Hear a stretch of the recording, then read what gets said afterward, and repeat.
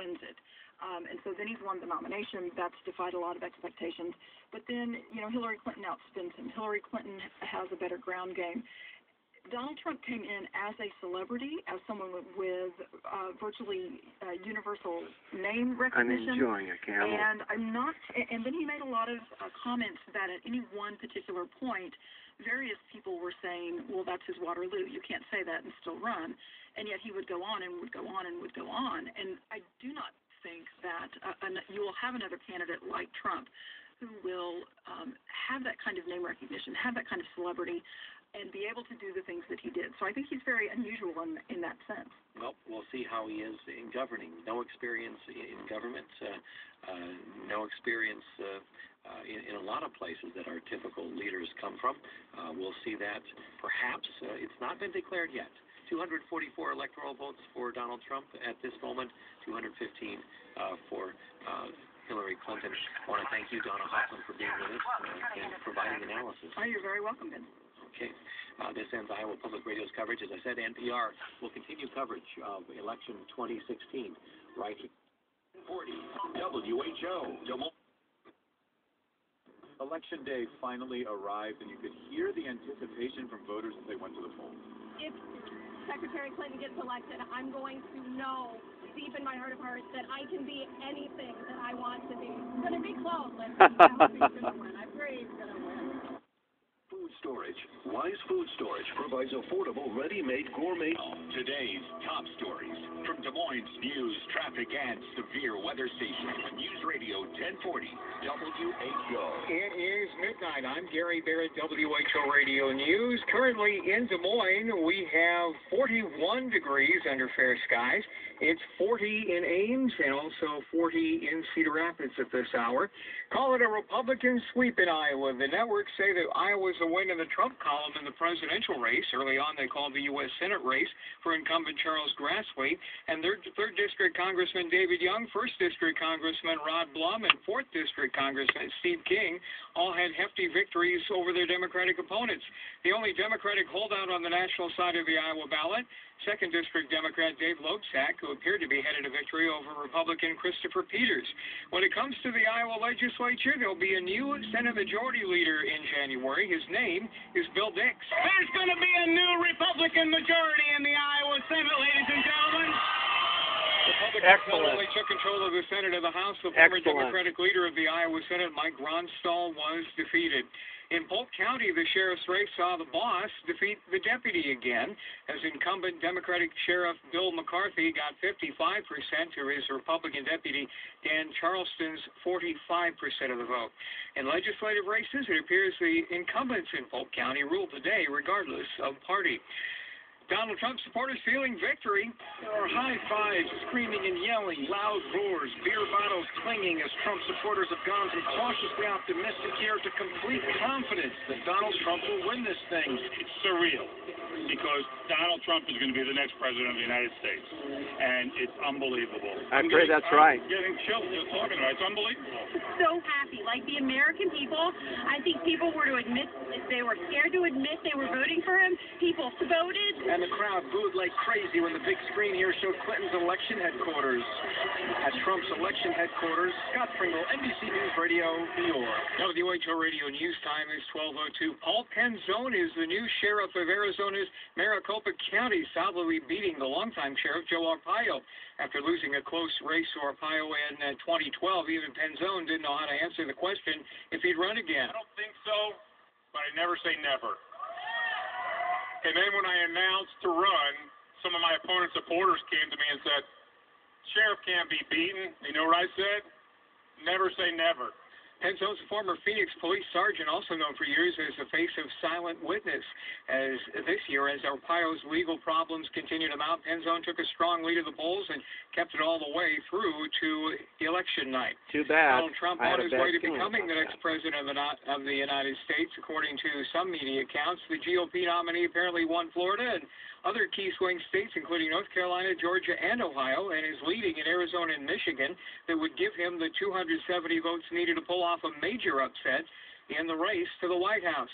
The stock market taking a dive as Donald Donald Trump's chance of winning the White House is on the rise. Dow futures dropped by more than 700 points.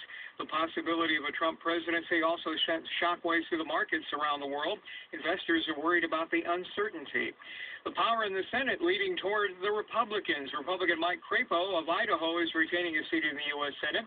The Democrats needed to flip 5 seats to regain control, or 4 seats if Hillary Clinton won the White House. So far, they flipped only 1 seat. That is Tammy Duckworth's win in Illinois. Recreational marijuana getting mixed results on the ballot in 5 states. Voters approved the measure in California, but a similar measure was trailing in neighboring Arizona. It had a lead in Massachusetts, and it was also being decided in Maine and Nevada. Medical marijuana initiatives were approved in Florida and North Dakota. Arkansas and Montana also voting on it. Eric Trump could be in hot water after posting his completed ballot selfie on Twitter. Not surprisingly, it showed that he voted for his father for president. A Democratic super PAC filed a complaint with the New York State Board of Elections. It's illegal to shoot the ballot selfies in New York. I'm Gary Barrett. Our next scheduled news in 30 minutes. Breaking news in Also, his supporters, of course, have, the way it's been described, is they take him very seriously, but not literally. In other words, they don't care if he really builds the wall and makes Mexico pay for it. Mara, the last thing you mentioned was repeal Obamacare, which is something Republicans in Congress have been trying to do every year since Obamacare was passed. If, in fact, they do control the House and Senate and the White House, that seems like something that they could plausibly do. They absolutely could. They're kind of like... Yay! They're going to have to do something with it. They want to repeal Obamacare. They've tried 50-something times. Now they can, but it's going to be complicated because they've said they want to keep all the popular parts of Obamacare, and how are they going to pay for those if you get rid of the individual mandate? It all falls apart. NPR's Scott Horsley has been looking into what a Trump administration might look like, and is here to talk about it. Hey, Scott. Good to be with you. So, what would it look like?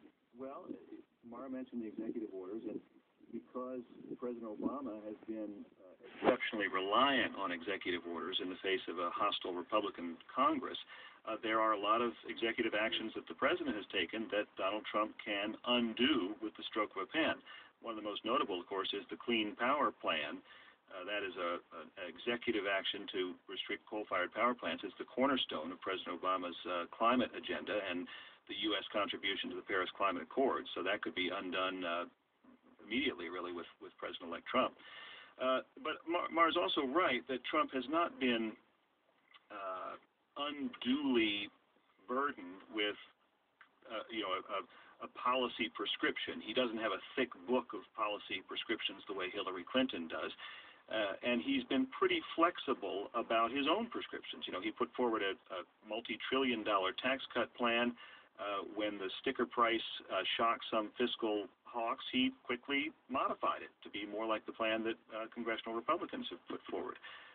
He crafted a tax credit to help working families really only after his daughter offered sort of vaporware at the GOP convention. So this is not somebody who has spent a lot of time worrying about the details of policy.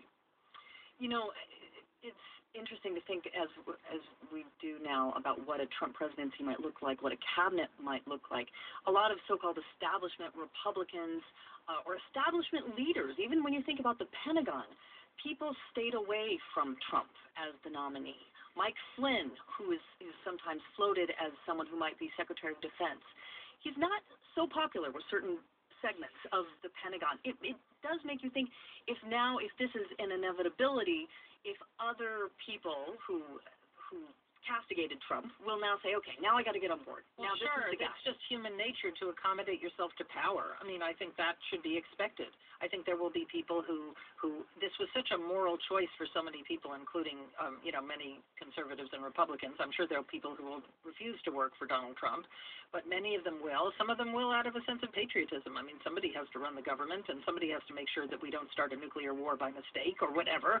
And there will be people who... these are there have been some names floated. Newt Gingrich for Secretary of State, Rudy Giuliani for Attorney General. These are big personalities, but one thing I think is important to keep in mind is Trump is a guy who likes to keep the spotlight on himself. So I don't think you're going to see a lot of really powerful cabinet secretaries taking power away from the White House. You think about Trump when he talked about not needing Jay-Z to be on stage with them. I'm here all by myself. That's kind of his MO. He has really been a micromanager in this campaign, and so Scott Horsley, when you're overseeing a huge bureaucratic machine like the federal government, how do you relinquish control at that level when you're used to being such a micromanager? Well, I mean, this is he ran his campaign with a tenth of the staff that Hillary Clinton did. The Trump organization is also a very lean organization for a business of its size. So he is someone who keeps one mouthwash. And then many of the senior officials in the Trump organization are members of his own family.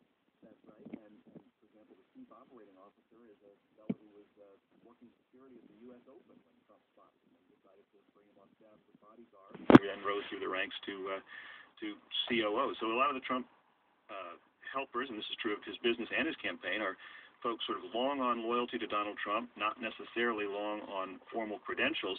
And it'll be interesting when you scale that up to an organization the size of the federal government. You know, when we talk about the various wings of the Republican Party, there are the hawks, there are the fiscal conservatives. One wing that we had not really talked about until the Trump campaign is what has at times been called the alt-right, what has at times been called white supremacists, which most mainstream Republicans would not go near, and Donald Trump really courted more than most. To what extent does that get reflected in a potential Trump administration if, in fact, he wins? We don't know. I mean, there are so many things that we don't know. What about all the things that Donald Trump will normalize, and things that he says that, one of the memes or the themes of this campaign was how many falsehoods or inaccuracies, or some people called them outright lies, were uttered by Donald Trump on a daily basis. I mean, he's going to have the biggest megaphone in the world. This is a guy who's written in his book, The Art of the Deal. He thinks innocent hyperbole and stretching the truth about the size of your building or the size of your bank account or, as we've seen during the campaign, the size of your rally crowd is just good marketing. And there's no harm in that. We just have no idea, though, at this point. We have no idea, and neither does he. But Donald Trump, is somebody who has this innate desire to be liked. He doesn't necessarily have, a firm set of policies and ideology that he's lived by his entire life. And if he wants to be liked and try to appeal to people as president, if he were to win and try to govern, then, there's the possibility that he would try to work with the Republican majorities that he has to try to get the kind of legislation through that's, normal, typical Republican kinds of legislation. But we have no idea what that would mean for foreign policy in particular. And how he would manage that, or who he put in charge. I mean, Mike Flynn as defense secretary, certainly been a highly controversial figure in his own right and at the Pentagon. Let's go now to Michael Steele. He's a GOP strategist with Hamilton Place Strategies. He's on the line now. Mr. Steele, what do you make of tonight? I'm absolutely shocked. I think that this is a scenario that I don't think anyone that I've spoken to in the past several weeks has seriously contemplated. And I'm blown away both by the antipathy that working class white voters seem to have for Secretary Clinton and the fact that the entire political punditry axis in the United States completely missed it. You're the communications director for John Boehner. You've worked closely with Paul Ryan. What does this mean for their wing of the Republican Party? Well, it's an enormous challenge and enormous opportunity.